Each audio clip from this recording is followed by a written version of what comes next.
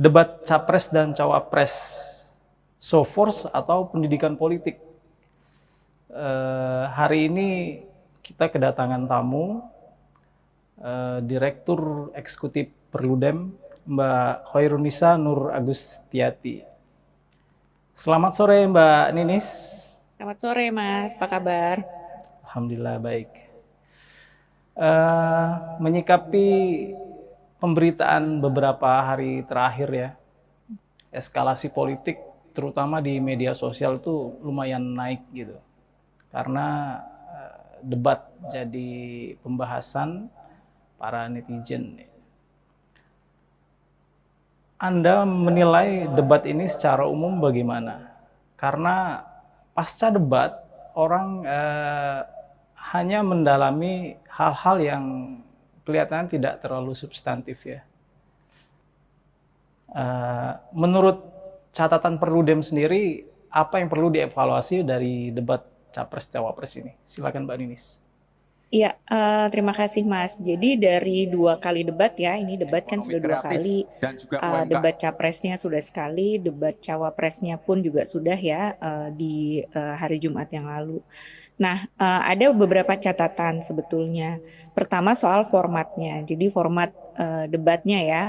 Nah, pertama format debat yang diadakan kali ini itu memang berbeda gitu ya dengan debat di pemilu-pemilu sebelumnya. Jadi kalau yang sekarang ini kan apa ya, baik capres maupun cawapres itu saat debat itu dikelilingi oleh supporter gitu ya. Yang pertama misalnya kita lihat ketika debat pertama di kantor KPU itu kan semacam semacam town hall gitu ya, jadi melingkar gitu, penontonnya melingkar. Debat kedua pun walaupun bukan di kantor KPU ya tapi di JCC, tapi kita bisa lihat bahwa supporter itu ada di depan maupun di belakangnya baik capres maupun cawapres.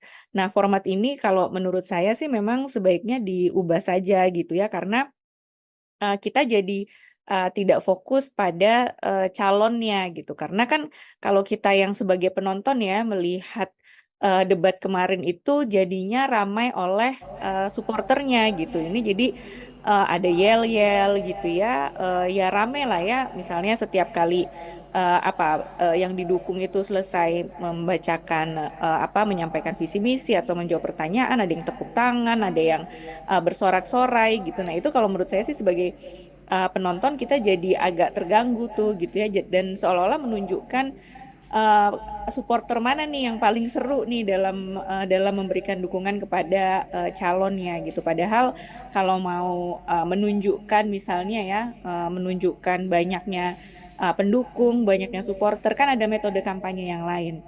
Ya, Ada rapat umum yang misalnya bisa mengumpulkan orang di stadion gitu ya, atau ya yang dihadiri oleh banyak orang. Jadi ada metode yang lain sehingga saat debat ya tadi kita jadi debatnya tidak fokus kepada si calonnya ini baik capres maupun cawapresnya gitu. Karena tadi ramai, riuh dan lain sebagainya. Nah, yang kedua, catatan dari saat debat sebetulnya kan debat itu di mana kita sebagai publik ya, sebagai pemilih itu bisa melihat bagaimana gagasan dari si masing-masing baik capres maupun cawapres ini terkait dengan isu yang diangkat saat debat gitu. Nah, saat debat ini kan memang KPU ada panelisnya ya, ada tim panelis yang terdiri dari sekitar 11 orang itu. Nah, sayangnya tim panelis ini seolah-olah hanya sebagai tim pembuat soal gitu ya, tim pembuat soal.